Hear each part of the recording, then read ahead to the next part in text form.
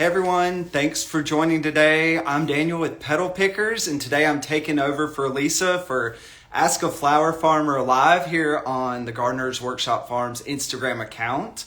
So this week is a very special week. It's Mother's Day week. It's our busiest week of selling flowers on our flower farm of the entire year. And it's taken me quite a few years to really nail down what crops we want to grow or we expect to be blooming this week. And I will say this year is year number 7 for our flower farm. We've been growing flowers for 7 years. A little background on us. We are located in Greenville, South Carolina, zone 8B. And we grow flowers from March all the way through the end of October. And we have a pretty mild climate. So for us, the big holidays of the year are Easter and Mother's Day. And this year, Mother's Day, all the flowers really came together and we just have a complete abundance of blooms. So we ended up we're sold out for shipping nationwide this week, but that's one thing our farm does. We ship flowers nationwide during our growing season, and we have just maxed out on the number of bouquets that our farm can produce. So we're actually sending out all of our flowers today. It's Wednesday, and we use FedEx to pick up our flowers and deliver them to all of our customers around the country next day on Thursday. So hopefully everyone, if any of you have ordered from us this week, thank you so much. And your flowers should be arriving tomorrow, just in time for them to open up and look gorgeous on Mother's Day.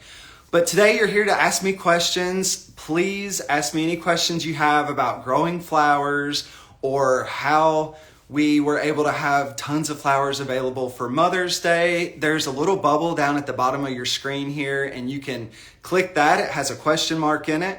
Type your questions there because that's where I'm going to be pulling questions from.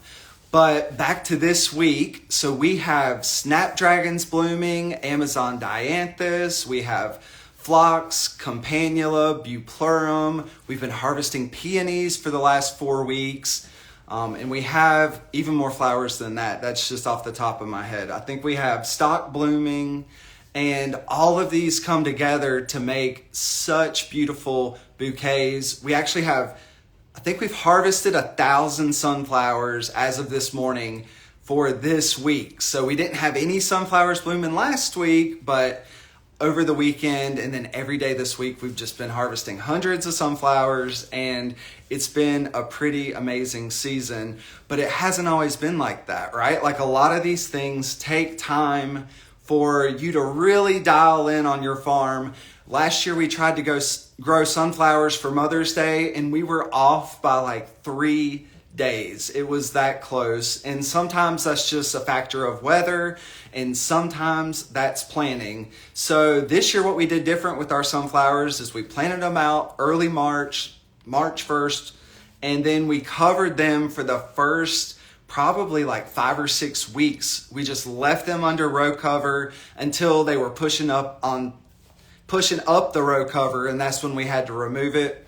And I think that really helped because our sunflowers right now, typically in the past, they've been shorter. And this year, they are like summer sunflower height. It's pretty amazing. And our peonies, it took us a couple years to realize which varieties are going to be the most productive and which ones were going to be blooming before Mother's Day. So really, just by taking notes every season, we've put together a great Mother's Day plan, and this year it just happened to work out because it doesn't always work out no matter how much you plan sometimes.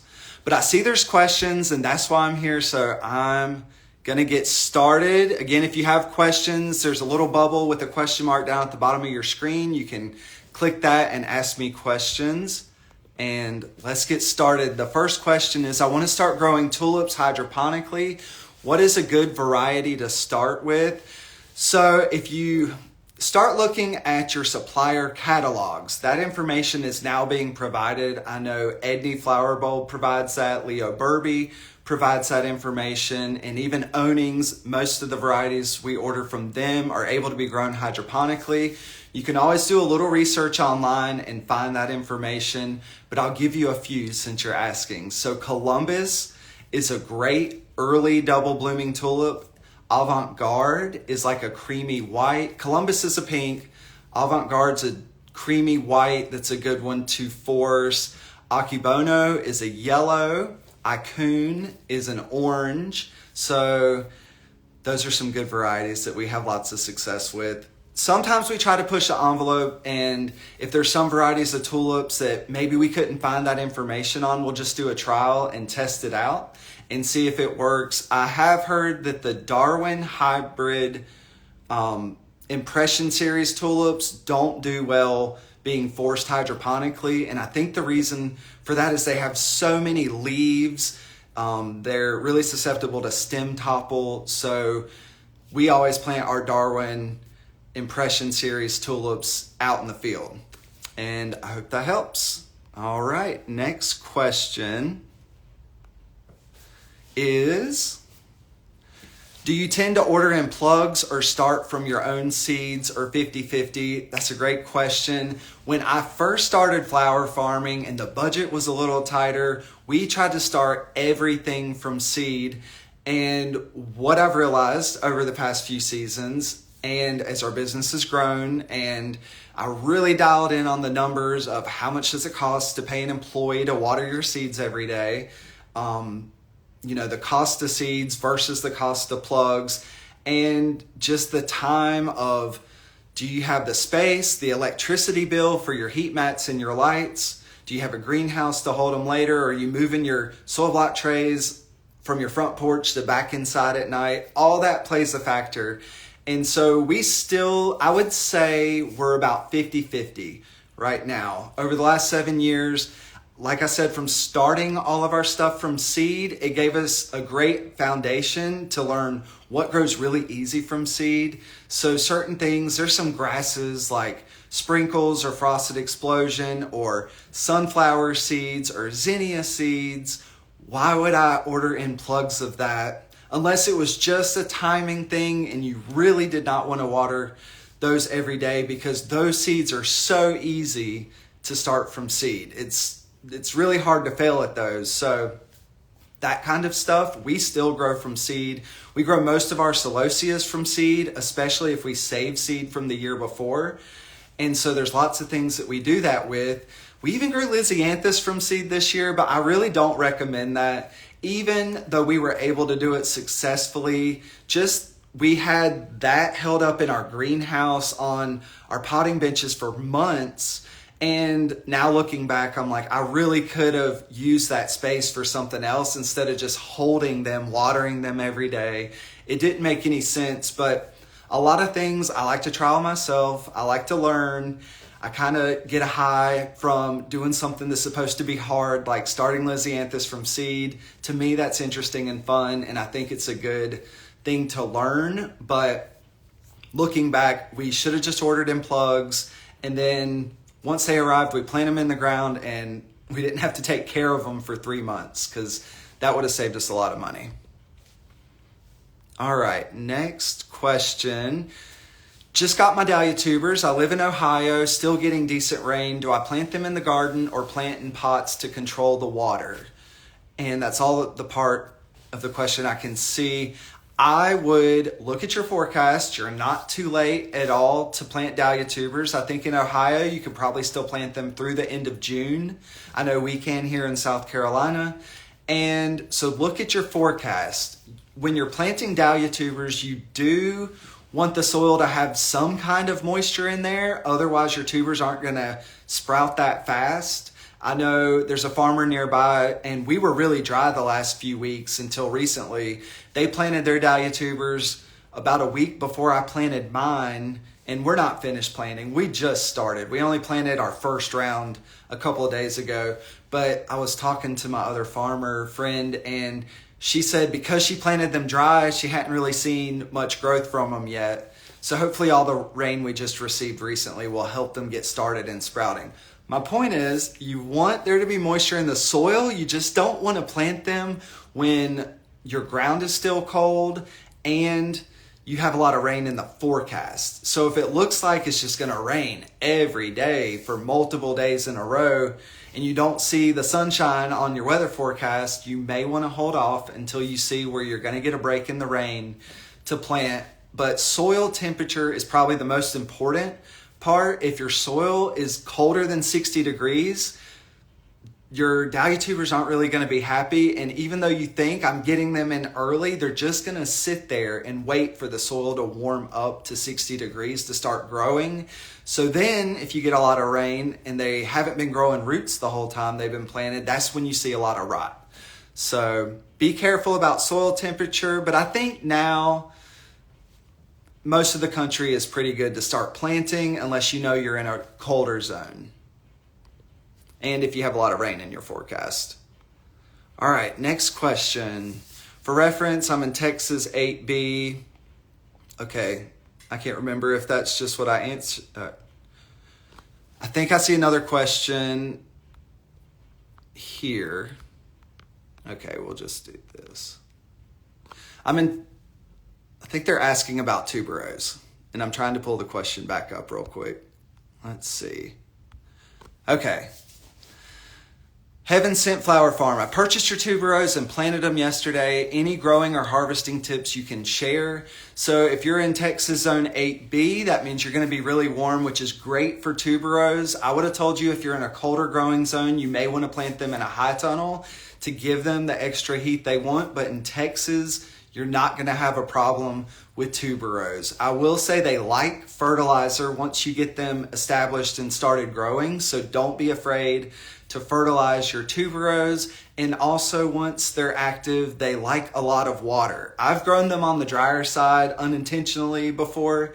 And I noticed that when I really paid attention and gave them a lot of water, especially if you're not getting a lot of rain, that you can easily notice the benefit. You'll get more blooms and more spikes. But honestly, plant the tuberose, like we said in our growing instructions, 1 or 2 inches below the soil, and get them watered in well. Make sure you keep them weeded throughout the season, and you should see lots of blooms. I love tuberose because of the scent, and our event florists love them for weddings too. So it's a great flower to grow. And we do still have those on our website at the moment at petalpickers.com. We can ship those out. We also have dahlia tubers. And again, we ship flowers nationwide if you want to send a box of flowers to a friend this season. Okay, next question.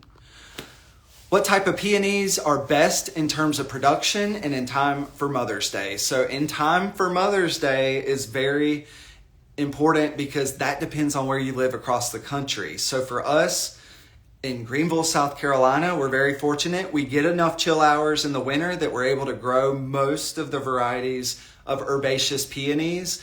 The latest blooming ones don't do well for us, so we do have to look into that. Sarah Bernhardt is a great productive light pink peony, and it's not that expensive to buy the roots, and that is our latest blooming one in our production. But in other climates, if you're a lot cooler, that's probably not the latest blooming variety that a lot of people plant. So it's going to be specific to where you live. Festiva Maxima for us has an amazing scent, and it's probably right now our most productive peony.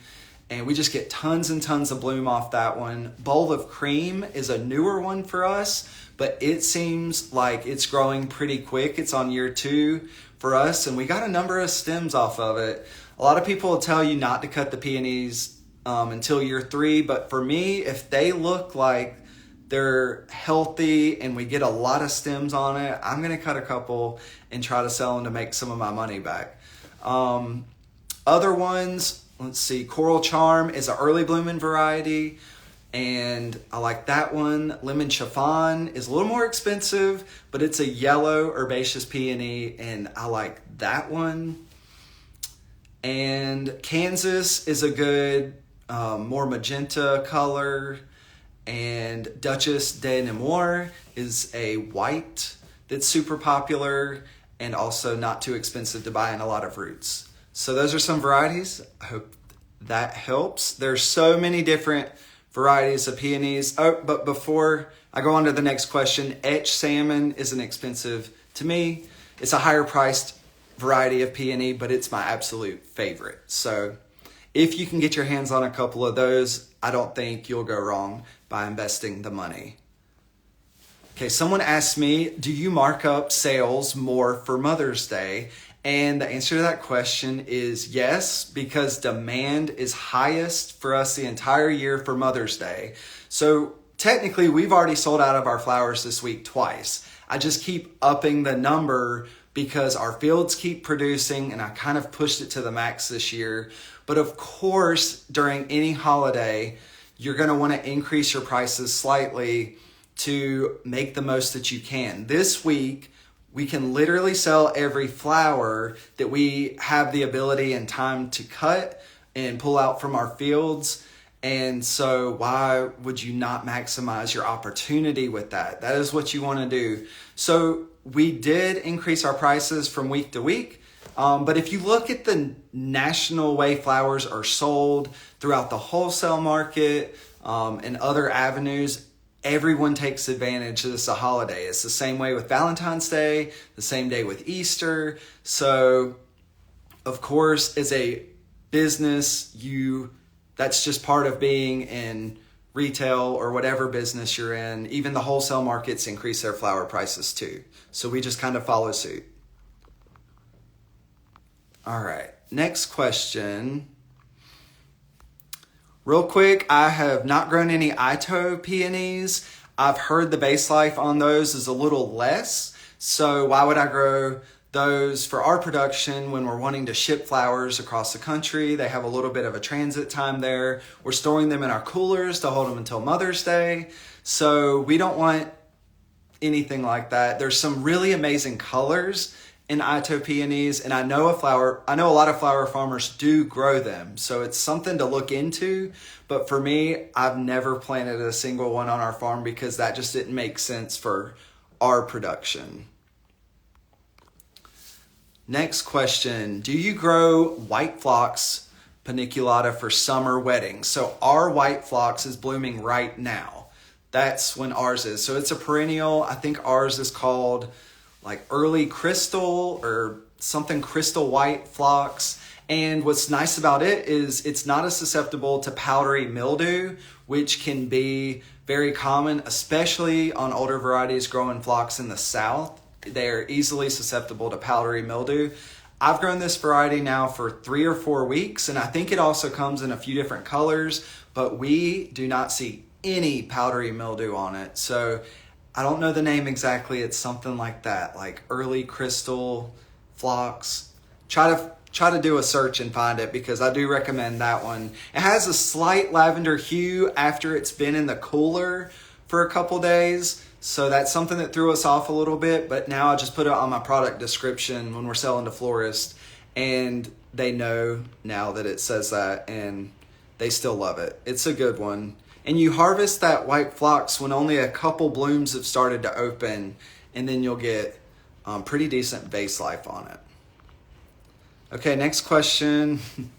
What vendor do you use to buy your ranunculus corms from? So there's a few different wholesale suppliers across the whole country that sell ranunculus corms. If you are an established business with the proper licensing and everything, you're able to order from wholesalers. So for us, a couple of them right off the top of my head are Onings Holland, Leo Burby Bulb Co., and Ball Horticulture is who we've sourced ranunculus corms from in the past. Okay, next question. How and when to harvest allium gladiator specifically? How long can you hold them in the cooler? I'm so sorry. I think I can grow allium. I tried them a few years ago and didn't do well with them. I think I probably did something wrong. But I haven't tried them since, so I really have no information to offer for that. I know there's the specialty cut flowers like post-harvest and handling book, and I bet you could find information on alliums in there. I use that for a lot when I have questions about how to harvest flowers at the right stage. Next question is, I bought ranunculus for the first time at a garden nursery. What's the best way to save my corms for next season? So if you want to save your ranunculus corms, I haven't had the best luck of them producing as well the following year, but I'll tell you what to do. So you let your ranunculus go dormant once the temperatures start to warm up, and so you'll notice all the leaves turn yellow, and you want to wait until that foliage is yellow or dyed back, and then you can pull up the ranunculus or dig it up. You cut the foliage off and then store all of those ranunculus corms in a crate. I've heard you want to wash them off and you want to make sure that they are completely dry.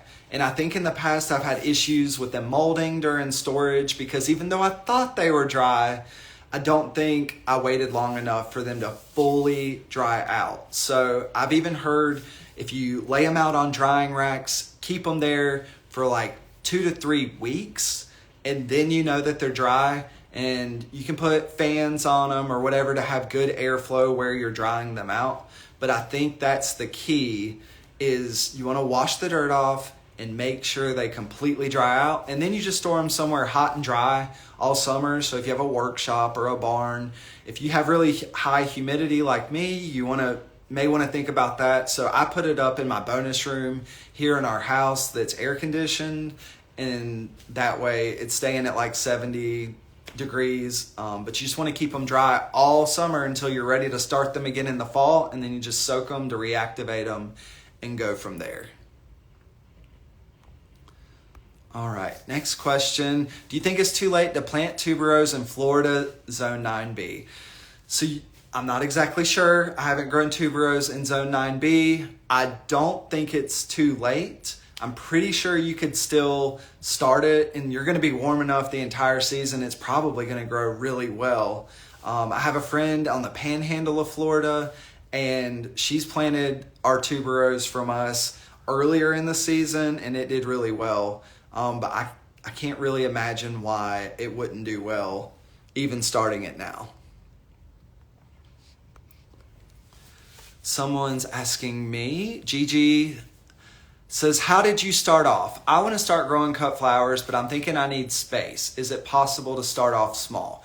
Yes, it's definitely possible to start off small. And here at the Gardener's Workshop Farm, there's all kinds of resources and online courses you can take to really get you started. If you want to learn how to grow flowers or start a business, or even just grow flowers at your home, this is where I started teaching myself from, was taking Lisa's online courses and following her on social media with her lives.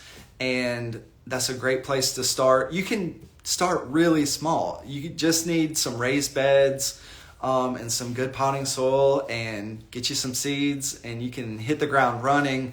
Lisa just released a new book that has information on how to grow cutting gardens in small spaces. So head over to the Gardener's Workshop Farms website, and you can order that book now, and that's where I would recommend starting to learn how to grow cut flowers in a small space. All right. Next question. After you cut ranunculus, do you put it in a chiller? I notice sometimes after I pull it out of my cooler, a few of them droop. So I think you may be harvesting your ranunculus a little too early. So wait until the bloom fully opens, and that the center, you want to make sure it's not blown completely open. But if you get the ranunculus, like that Italian ranunculus or the Amnidine series, it's going to have lots and lots of layers of petals to it. So let the outer ones open up, and then in the center, when it's still kind of tight, that's like the perfect stage to harvest a ranunculus. I have a reel on my Instagram at Petal Pickers you can go watch that shows exactly what I'm talking about. But once you do that and you put them in your cooler, keep them pretty cold at like 38 degrees to hold them, and you shouldn't notice that as much. If you don't think you're doing that, I'm not sure exactly, but most of our ranunculus don't really droop after pulling them out of the cooler. Next question. I planted zinnia seeds 2 weeks ago and they came out, but they're very long and thin. Where am I wrong? So, did you plant them outside in the yard, or are you starting those indoors under grow lights? If you don't have enough light directly above the zinnia seeds, they are going to come out a little thin and scraggly. Also, it could have been just too much water, too much clouds. I don't know. I think if you're doing them under grow lights, just make sure your lights are strong enough. And we usually don't have that problem starting our zinnia seeds. So that hopefully that's something that you can look out for. Just make sure they're getting enough light and direct light from the sun. My zinnias look light green and yellow with spots. What's wrong? Not powdery mildew. They don't sound like they're very happy. If you're growing them in plug trays, again, I need to know, like, are you starting them in the ground outside? If they're in plug trays, they may be root bound. So we only leave our zinnia seeds in our plug trays for like 2 weeks, and then we want to plant them out in the field or our raised beds or wherever we're putting them right after that. So if you started your zinnia seeds maybe a little too early, they may not be happy with you right now. They may need a little fertilizer if they're growing yellow, or you may have some kind of fungus growing on the leaves and you may need to apply a fungicide to help take care of that. The spots are kind of what's throwing me off, that I think you might have something funky going on that a fungicide maybe could help clear that up. There's organic options for fungicide if you wanted to try that out. But honestly, if they look too bad, I would start new seeds in fresh potting soil. So if you're adding compost, you want to make sure your compost isn't too hot or something's going on with that. So hopefully that helps. Where can I find boxes to be able to ship flowers? So we use a local box manufacturer near us. They're 5 minutes down the street from us. If you go into Google, search local box manufacturing or box manufacturer near me, that's what's going to work. There are lots of options online. I've done the research. Those are going to be more expensive to ship them to you and more expensive per box price. If you want to get started without investing a lot of money, there's a company called Uline. It's all about packing and shipping supplies, and you can start there. A lot of people don't necessarily like the company for their moral values, but they are very convenient, and most people I know that pack and ship across the country have ordered from Uline and know who that is. So that's just something to look into or think about, but start with looking there. And then we order our boxes in like 1,000 count quantities. So that's where we get all our custom designs and everything. That's when it makes sense. So we're getting our boxes. They're less than $1 per box to give you a reference point. And if you're ordering online in smaller quantities, the price is going to be higher. Hope that helps. All right. A couple more questions here. What foliage and greens do you have this time of year to add to Mother's Day bouquets? So this year, we harvested some of our hellebore leaves, and that has proven to be an amazing addition to our lineup this year. We finally have some established hellebore plants, and we're not taking all the leaves off the plant, but we're cutting a few leaves off of each plant and kind of spreading the harvest through our crop, and that has been great. We also grow Buplurum. We grow it from seed, and we order in plugs, and we plant Buplurum in the fall here, and then we do another planting in early spring around like Valentine's Day or earlier, and that's what we have blooming now for those. Our eucalyptus is overwintered in a high tunnel, and technically for one of our bouquets this week, we did cut some eucalyptus, so that has been good. And Solomon seal is an amazing perennial. I never have enough of it, but we use that in our Mother's Day bouquets as well. Certain things like that, it depends on where you live. If you're further up north, your Solomon seal may not be blooming yet. Your Buplurum may not be ready yet. But for us, we do have a few options this time of year.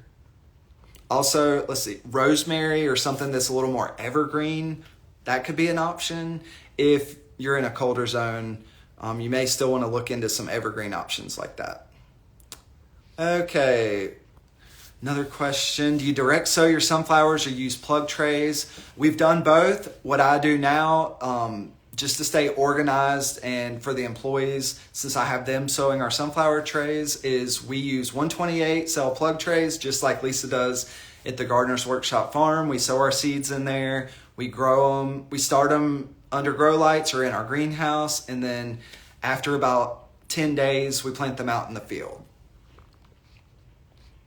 All right, one more question and that's it. If I didn't answer your question in this live, you can go into the comment section.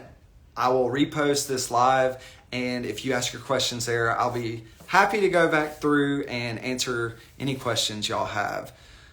So this last question is from Barefoot Blooms. Sorry, did you mention what zone your farm is in? Do you grow in a greenhouse or high tunnel? Yes, our growing zone is 8A, I believe here. It just got upgraded from 7B to 8A. I've been telling people we're zone 8 ever since I started.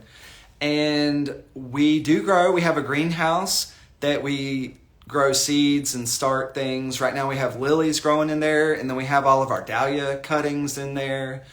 And we have 12 high tunnels now on our farm. So a lot of those high tunnels I got from Farmer's Friend, LLC. It's a company out of Tennessee. And then the two largest ones we just got a grant for from the NRCS to help pay or provide some of the funding for that. And we got those from a local greenhouse manufacturer, Atlas Greenhouses. They're in Georgia, which is right next to South Carolina. So that's kind of how you want to decide on which greenhouse or high tunnel provider you want to order from. They're all across the country. Order from someone that's really close to you, and you'll save on shipping because that stuff is heavy and it costs a lot for shipping. So thank you for your questions. It was nice to hang out with everybody today, and this was a lot of fun. So thanks for having me, Lisa, and the Gardener's Workshop Farm team. And I hope everyone out there that's a mom has a great Mother's Day. And I know if you're a flower farmer this week, you're really busy. So I hope the best for everyone. Thank y'all. I'll see you later.